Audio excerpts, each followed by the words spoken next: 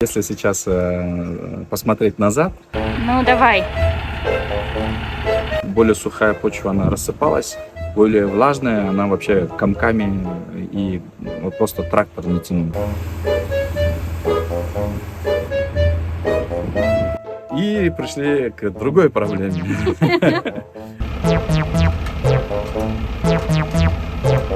Если пленка должна была вот так лечь, она из-за того, что рассыпалась вот так, пленка ложилась вот так.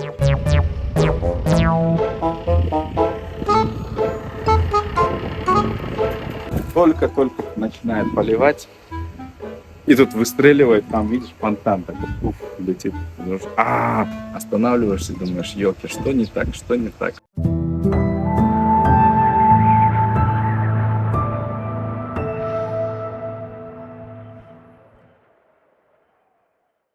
Всем привет! Привет из нашего уже любимого и родного агропарка. Сегодня у нас по плану должно пойти укрытие грядок. 3-й, 4-й, надеюсь, и 5-й ряд. И сегодня еще планируем сделать одну маленькую, но, я так полагаю, для наших ребят, которые здесь работают, очень приятную деталь.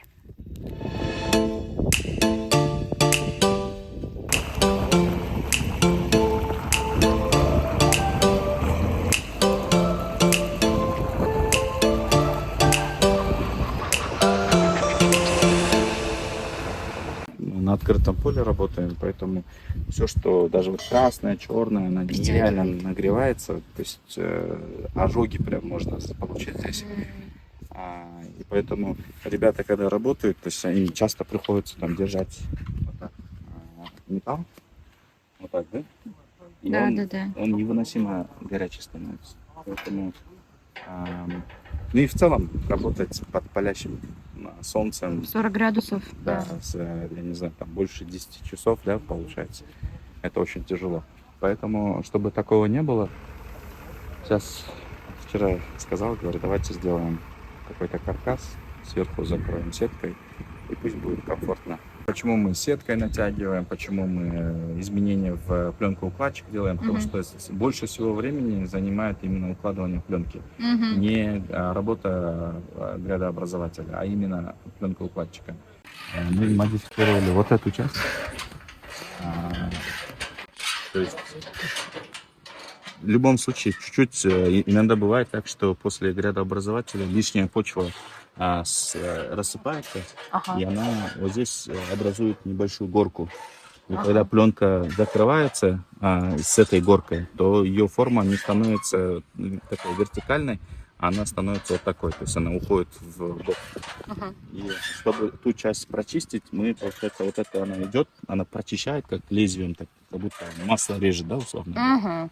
И все, что лишнее, она вот эта часть, она сюда убирает. И дальше уже пленка ложится непосредственно вот сюда.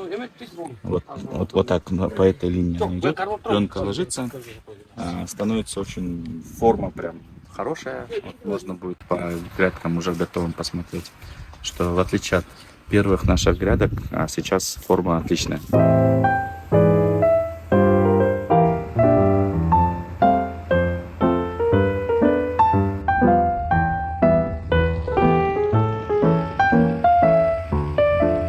Мы сразу сделали модификацию итальянской техники, хотели добиться более вертикального угла, и это все усложнило, на самом деле, да, то есть не получалось. Почему? Потому что почва все время рассыпалась, потом мы делали это и на сухую почву, то есть поэтому как бы особо эффекта не удалось достичь. И мы увидели, как когда более сухая почва, она рассыпалась, более влажная, она вообще комками и вот просто трактор не тянул. Трактор черным дымом там выходил. Вроде добились, убрали все вот эти наши изменения. Грядка стала хорошей формы, она идет, но тоже мы добились хорошей формы, но не добились прямой линии. Почему? Потому что у трактора с ходоуменьшителем не было GPS-навигатора, да? Поэтому потом отдельно пришлось пригласить трактор John Deere с GPS-навигатором. Он нам просто линии расчертил, предварительные, скажем, полуфабрикаты наших грядок сделал. Вот. И потом обратно вот мы пригласили трактор с ходоуменьшителем, который уже работает. Вторая модификация, которую мы сделали, вот эта часть, это вот это колесо, она и придавливает пленку к земле. Но заводская настройка, она была, вот это вчера мы отрезали, она была параллельно вот этой, то есть она вот ровно вот так стояла. Вот, 0 градусов, да, условно. И мы вчера ее повернули на 33 градуса сюда, вот, чтобы понимать, получается, колесо, когда вот так вот стоит вертикально, оно вот продавливает вот этой частью, да? И у нас сейчас из-за того, что грядка очень высокая, ее, скажем, периметр, вот снизу, если посчитать, там 50 сантиметров, сверху 63 сантиметра, у нас 163 сантиметра получается. То есть у нас ширины этой пленки не хватает для того, чтобы ее закрывать. Вот. И часто из-за этого, получается, ребятам приходится постоянно так натягивать пленку. И если с одной стороны она уже вот это колесо не придавливает, то сбивается темп, ритм, да? И дальше уже надо останавливать, обратно как бы натягивать так, чтобы она закапывала.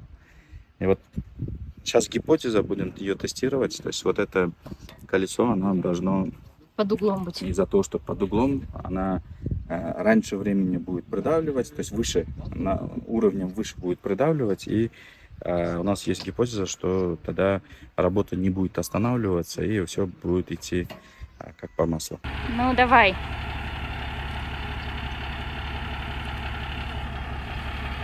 Пусть все получится.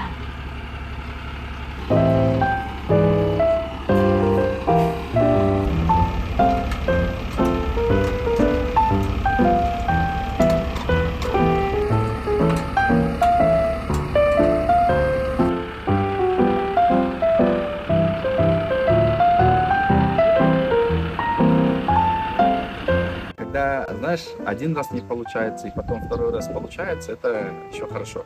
А когда мне кажется, с этими грядками мы не знаю, сколько раз переделывали. И каждый раз, даже вот с поливом же у нас проблемы возникли. То есть там есть центральная вот магистральная синяя вот эта Лайфлента. лайфлента, труба. Тоже местами где-то, видимо, давление, много воды отсюда уходит с насоса, с бассейна, а там выход поменьше. И так получается, что давление очень большое, и она местами выстреливала, и вот эти соединители там с металлическим хомутом, они не держали, да? И там пришлось тоже, вот видишь, например, вот здесь как раз я покажу.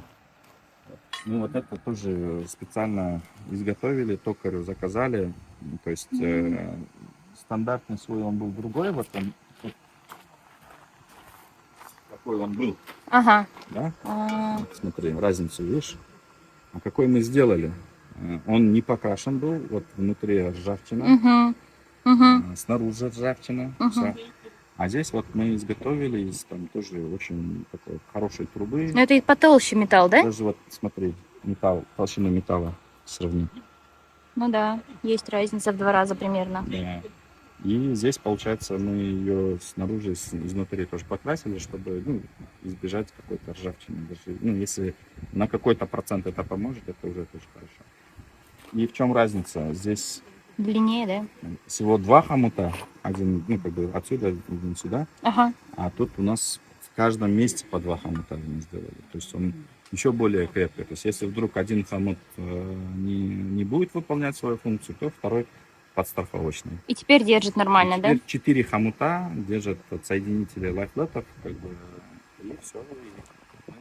Забыли уже эту проблему, хотя в свое время, когда здесь работа шла, знаешь, только включишь насос, только начинает поливать, и тут выстреливает, там, видишь, фонтан такой, летит. И вот этот километр. А у нас еще вот есть вот эта машинка. Муравей маленький, да? Ага. И он же у нас сгорел уже. То есть ребята там, получается, где-то дальше работали, и муравей застрял Мгм. из-за того, что почва влажная была. И потом ребята там толкали, газовали, и, в общем, муравей у нас сгорел, да? Я не знаю, какая-то там часть электроника сгорела, видимо. И это все еще больше усложняло, потому что там где-нибудь выстрелит 500 метров, 1000 метров далеко. Пока туда они идут, пока они его соберут, пока вот это все восстановят, вот это, да. А я потом сказал, ладно, все останавливаем, поехал к токарю, к Ивану, там, мы это сделали, изготовили. Это же тоже время, да?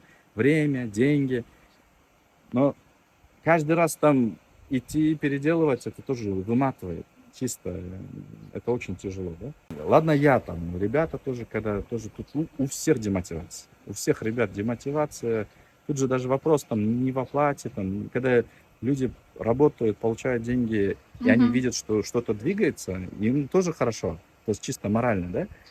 А когда они получают оплату, но при этом работа тоже не двигается, Как даже будто вот, бы в пустоту, да? да, в пустоту, и у Приходишь. них уже какая-то общая демотивация идет, да? Откуда столько терпения? И как вот, какой тут главный совет? Вот как, наверняка же многие, да, с такими вещами сталкиваются. Как это преодолеть? Да не знаю, просто надо же делать, да, то есть здесь есть, конечно, большая идея, это вот развитие концепции агропарка. Агропарк здесь это клубничный агропарк, да, в будущем, я так думаю, то, что в каждом секторе там будет малиновый агропарк, да, там, я не знаю, чесночный агропарк, там, другие какие-то овощи, фрукты тоже можно в формате агропарков выстраивать. Идея большая, модель, я это вижу как модель развития в целом даже страны, модель развития региона, да, поэтому